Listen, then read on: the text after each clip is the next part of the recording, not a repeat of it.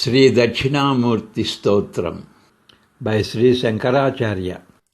ಶ್ರೀ ದಕ್ಷಿಣಾಮೂರ್ತಿ ಸ್ತೋತ್ರಂ ರಚನೆ ಶ್ರೀ ಶಂಕರಾಚಾರ್ಯರು. ವಟವಿಟಪಿ ಸಮೀಪೆ ಭೂಮಿಭಾಗೇ ನಿಷಣ್ಣಂ ಸಕಲ ಮುನಿಜನಾನಾಂ ಜ್ಞಾನದಾತಾರಮಾರಾತ್ ತ್ರಿಭುವನ ಗುರುಮೀಶಂ ದಕ್ಷಿಣಾಮೂರ್ತಿ ದೇವಂ ಜನನ ಮರಣ ದುಃಖಚ್ಛೇದ ದಕ್ಷಂ ನಮಾಮಿ. ವಟವಿಟಪಿ ಸಮೀಪೆ ಭೂಮಿಭಾಗೇ ನಿಷಣ್ಣಂ ಸಕಲ ಮುನಿಜನಾನಾಂ ಜ್ಞಾನದಾತಾರಮಾರಾತ್ ತ್ರಿಭುವನ ಗುರುಮೀಶಂ ದಕ್ಷಿಣಾಮೂರ್ತಿದೇವಂ ಜನನ ಮರಣ ದುಃಖಚ್ಛೇದ ದಕ್ಷಂ ನಮಾಮಿ. I salute Sri Dakshinamurti, who is seated on the ground near a banyan tree with many branches. In front of him are seated many rishis.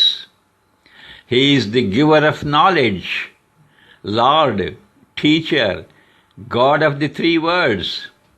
He is skillful in removing sorrow and suffering due to birth and death.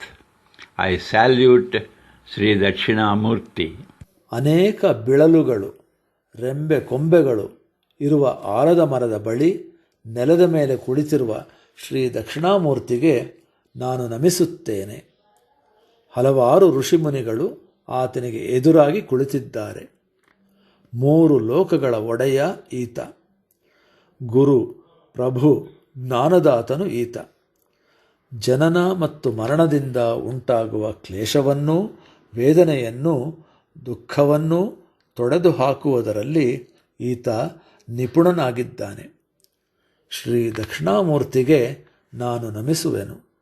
ವಟವಿಟಪಿ ಸಮೀಪೆ ಭೂಮಿಭಾಗೇ ನಿಷಣ್ಣಂ ಸಕಲ ಮುನಿಜನಾನಾಂ ಜ್ಞಾನದಾತಾರಮಾರಾತ್ ತ್ರಿಭುವನ ಗುರುಮೀಶಂ ದಕ್ಷಿಣಾಮೂರ್ತಿದೇವಂ ಜನನ ಮರಣ ದುಃಖಚ್ಛೇದ ದಕ್ಷಂ ನಮಾಮಿ.